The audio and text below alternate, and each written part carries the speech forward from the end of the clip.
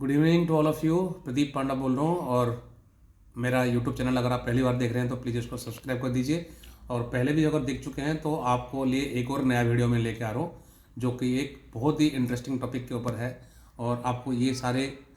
बहुत यूजफुल लगेगा आपको। और आप इसको प्लीज़ ध्यान से मेरे एंड तक वीडियो को देखिएगा। आपको पता है कि जब भी हम कहीं कोई इन्वेस्टमेंट करते हैं तो हम ये देखते हैं कि हमारी इन्वेस्टमेंट सिक्योर्ड है कि नहीं है। तो सबसे बेस्ट सिक्योरिटी तो सब लोग ये मानते हैं कि फ़िक्स्ड डिपॉजिट सबसे अच्छा सिक्योरिटी है करके, तो हमने किसी भी बैंक में जाके फ़िक्स्ड डिपॉजिट्स कर लेते हैं।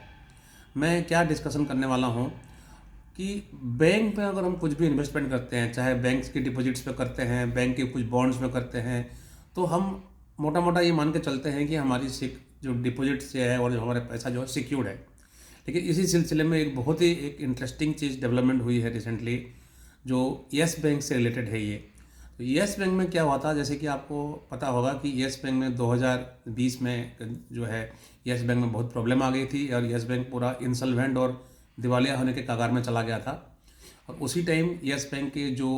उसको इन्वेस्टर्स को, येस बैंक को जो डिपॉजिटर्स को प्रोटेक्ट करने के लिए सेंट्रल गवर्नमेंट ने आरबीआई के थ्रू से आके उनकी बोर्ड ऑफ डायरेक्टर्स को डिजॉल्व कर दिया था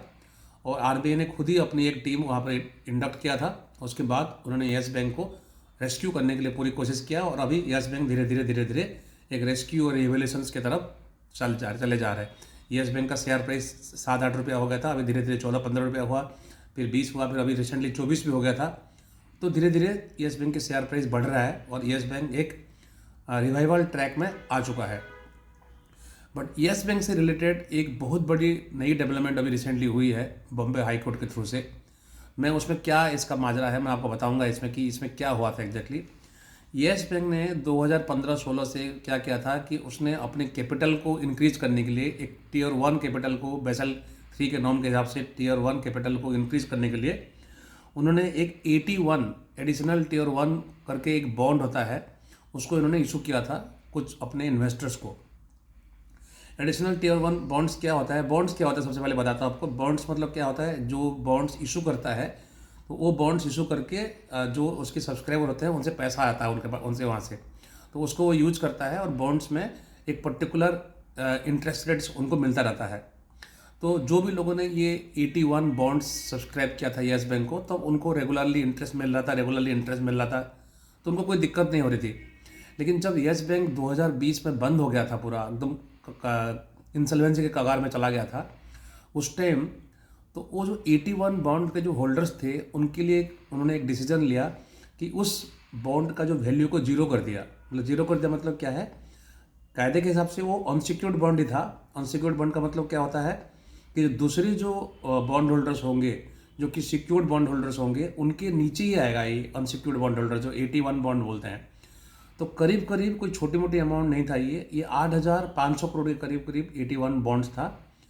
जो कि उसमें एक क्लॉज था कि ये इसकी कोई मैच्योरिटी पीरियड नहीं होती है, उस पर एक फिक्स्ड इंटरेस्ट रेट्स मिलता रहता है और कभी भी बैंक उसको रिकॉल कर सकता है, कब क्लोज कर सकता है। लेकिन उसमें एक क्लॉज था इस तरीके से कि अगर कभी कंपनी बैंक की सिचुएशंस ख़राब होती है, इंसॉल्वेंट हो जाती है, कुछ ऐसे प्रॉब्लम आ जाता है, तो इसकी वैल्यू जीरो हो जाएगी। जीरो हो जाएगी मतलब क्या है कि वो जो जिन्होंने भी सब्सक्राइब किया है, जिन्होंने भी इन्वेस्ट किया है, उस पैसे को मांग नहीं सकते उस पैसे को, तो उस पैसा बेकार हो जाएगा उनके लिए। जनरली जिसने भी लगाया होगा इस पे पैसा बॉन्ड में, तो हम लोग ये मानते चलेंगे कि बैंक में अगर इन्वेस्टमेंट कर रहे हैं तो सब सिक्योर्ड है। तो वो भी जो भी इन्वेस्टर्स ने आके लगाया होगा, उन्होंने फिक्स डिपॉजिट से थोड़ा सा बेटर इंटरेस्ट रेट पाने के लिए उन्होंने 81 बॉन्ड में लगाया था। और वो जब 2020 में उनके लिए बहुत बड़ा झटका लगा उनको कि उनकी सारी की सारी पूंजी जो है पूरा जीरो हो गया, मतलब कबाड़ी के भाव हो गया और उसमें कोई वैल्यू नहीं है, उसका जीरो हो गया। उसको कोई बैंक में प्रीपे भी नहीं करेगा, कुछ नहीं करेगा, उसको अपनी बुक से पूरा हटा दिया उसको पूरा अपने येस बैंक ने अपने जो रिवेलेशन किया था।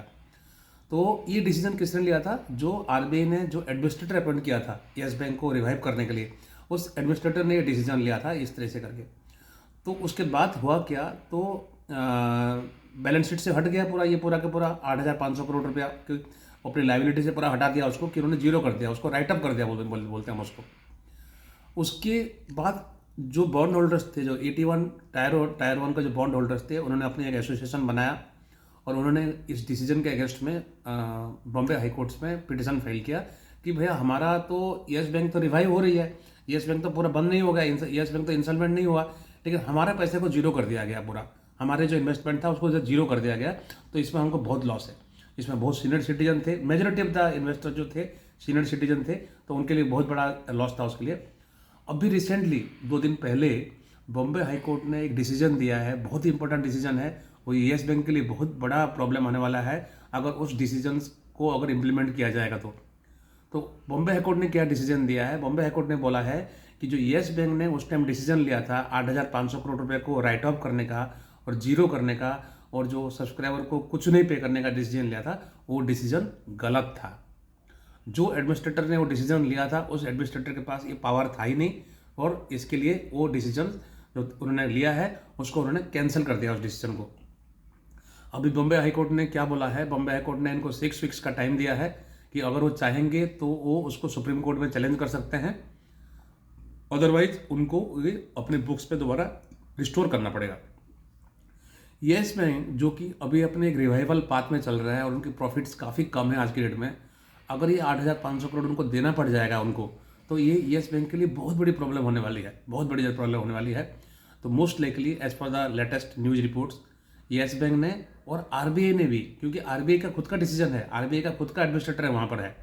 तो उन्होंने डिसीजंस मोस्ट लाइकली जो 99% चांसेस है कि वो सुप्रीम कोर्ट में इसको अपील करेंगे, और 8,500 करोड़ जो है इन्होंने जो अपने बुक से राइटअप करवाया है येस बैंक को, तो उसके अगेंस्ट में जो हाई कोर्ट का जो डिसीजन आया है उसको ऊपर चुनौती देंगे।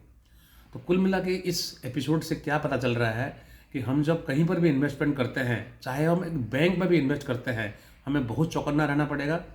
जिन्होंने भी इस येस बैंक के बॉन्ड्स में इन्वेस्ट किया होगा, उन्होंने कभी अपनी ज़िंदगी में सोचा नहीं होगा कि एक बैंक में इन्वेस्टमेंट किया हुआ किसी इंस्ट्रूमेंट में भी इस तरीके का प्रॉब्लम आ सकती है, इस तरह से लॉस आ सकती है।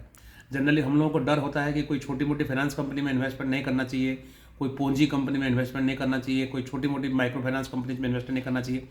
बट एक scheduled commercial bank, yes bank एक शेड्यूल्ड कमर्शियल बैंक है और काफ़ी अच्छा बैंक है, जिसका शेयर प्राइस 400 रुपये 500 रुपये शेयर प्राइस चल रहा था। उस बैंक में अगर कोई इन्वेस्टर्स इन्वेस्ट करता है, चाहे वो अनसिक्योर्ड भी हो, वो अनसिक्योर्ड था, आई एग्री, अनसिक्योर्ड था, लेकिन उनके लिए उनका इन्वेस्टमेंट एक दिन जीरो हो जाएगा, उन्होंने कभी ज़िंदगी में भी नहीं सोचा होगा। तो मैं ये वीडियो बनाने का पर्पस ये है आपको कि आप अगर इस वीडियो को देख रहे हैं तो आप इसको एक एसेस कर सकते हैं कि आप अपनी ज़िंदगी का जो गाढ़ी कमाई जो है, अपनी जो पूंजी है, इसको कहीं पर भी इन्वेस्टमेंट करते हैं, चाहे कितने भी अच्छा लगे हो, कितने भी सिक्योर्ड लग रहा हो आपको, कितने भी रिस्क फ्री लग रहा होगा, आप अच्छी तरह से असेसमेंट करके तभी आपको इन्वेस्टमेंट करना चाहिए, अदरवाइज कभी भी कुछ भी प्रॉब्लम हो सकती है। तो मैं उम्मीद करता हूँ कि आपको ये फैक्ट और ये जानकारी अच्छा लगा होगा। तो आपको अगर अच्छा लगा है प्लीज़ इसको लाइक कीजिए और मेरे चैनल को सब्सक्राइब कीजिए और आगे भी इसको फॉरवर्ड कीजिए ताकि इसके बारे में दूसरों को भी नॉलेज हो। थैंक यू वेरी मच, नमस्कार।